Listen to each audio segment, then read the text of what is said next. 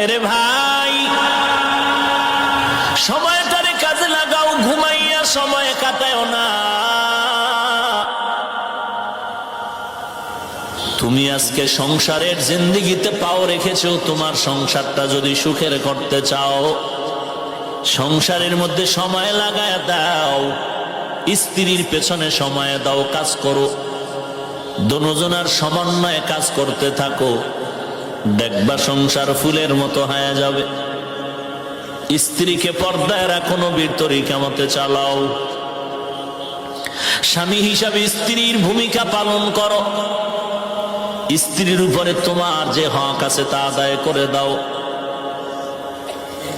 স্ত্রী মা বাবা ছেড়ে তোমার ঘরে আসছে, সন্তানের লালন পালনে মায়ের ঘুম নাই, খানা নাই, আবার আগুনের মধ্যে গিয়া খানা পাকায় তোমার সামনে হাজির করে। তুমি যদি কাজের শরীক হতে না পারো, তুমি সময়টারে মূল্যায়ন করে আল্লাহর শুকর আদায় করো। আর যদি কথা দিয়েও সান্ত্বনা দেও, আশা করা যায় তোমার স্ত্রীর দ্বারা সংসার হবে সুখে। আর তুমি এক রাস্তায়, স্ত্রী আর এক রাস্তায়, দুইজন আর দুই গাড়ি, টেলিফোন দুজনারটা বিজি, কে আমেরিকা কে সুইডেন কথা বলতেছে।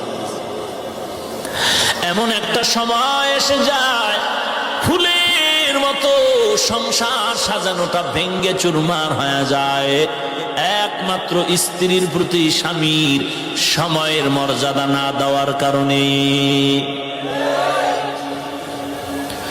স্বামী হইয়া স্ত্রীর মর্যাদা দাও, তো স্ত্রীও তোমার সম্মান বজায় রাখবে।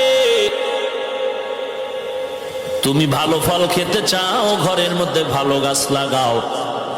ভালো সন্তানের আব্বা হয়ে যদি কবরে যেতে চাও, ভালো মা ঘরের মধ্যে নেওয়ার চেষ্টা করো। চামড়ার ভালো না, চরিত্রের ভালো। কি ভালো, কি ভালো? এই বরুড়ার মানুষ সব থেকে চরিত্রবান ভালো মাইয়া ওই ব্যক্তি পাবে যে বিয়ার আগে বিদেশ যাওয়ার ভিসা চায়। আসেনি এই বেঈমান? কথা বলেন না কেন? এই এলাকায় আছে এই ডাকাত। ইসলামী রাষ্ট্র যদি কায়েম থাকতো, জনসমুদ্রকে রড দিয়া পিটাইতো 24 ঘন্টা।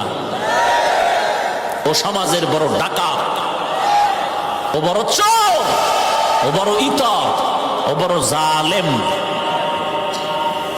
শ্বশুর বাড়ির টাকায় তুই বিদেশ যাবি, এই চিন্তা করো, যৌতুকের নামে।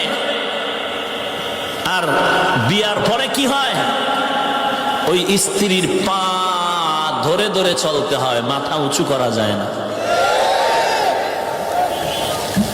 গোলাম হয়ে চলতে হয়। যৌতুক হালাল না হারাম? ও হাজি সাহেব, মাঝে মাঝে বলি, কি এর তাবলিগ আর পীরের মুরিদ, কি এর হাজি সাহেব টের পাওয়া যায় মাইয়া হলার বিয়ার সময়। কত নাম্বারের হাজি টের পাওয়া যায় মাইয়া হলার বিয়ার সময়। মাইকে বয়ান চলে, সাউন্ড কমাও। কেন? সোনার ছেলেদের লেখাপড়ার বড় ক্ষতি হয়। কে কয়? হাজি সাহেব।